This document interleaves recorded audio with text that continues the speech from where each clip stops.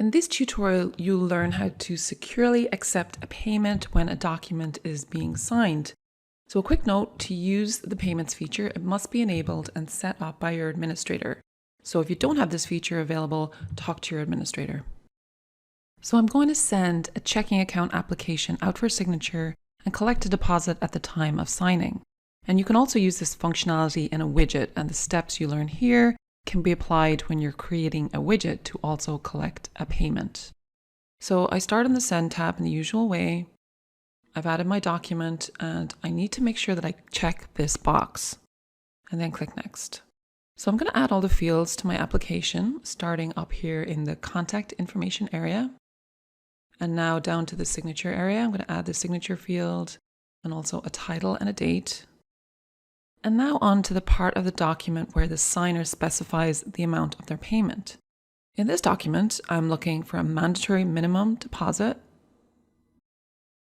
and an optional additional deposit, and then the total deposit will be the amount of the payment.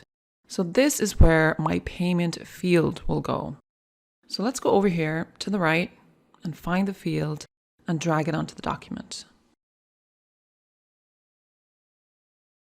Now I need to allow for the minimum deposit and also the optional additional deposit.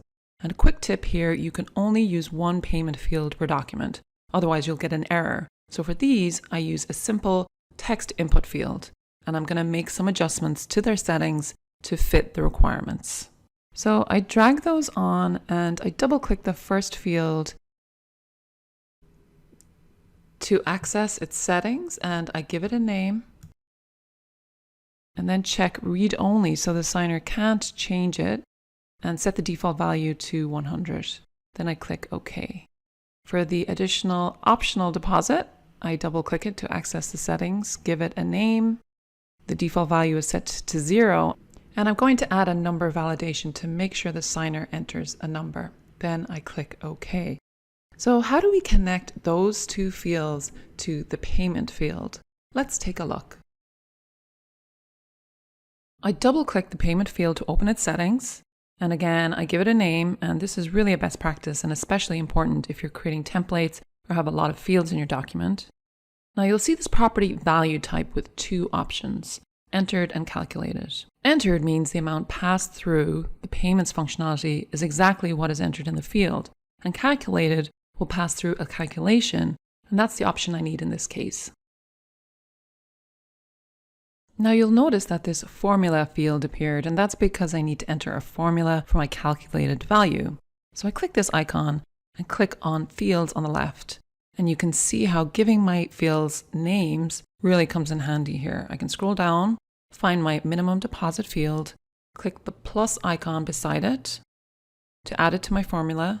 Then I click on the plus sign for addition, and then I'm going to add in my second field. I called that additional deposit.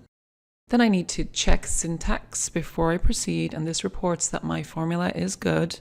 So I click OK, and my formula is added to that field. Everything else here is good, so I click on OK. So now my document is ready to send. So I send that off for signature and payment.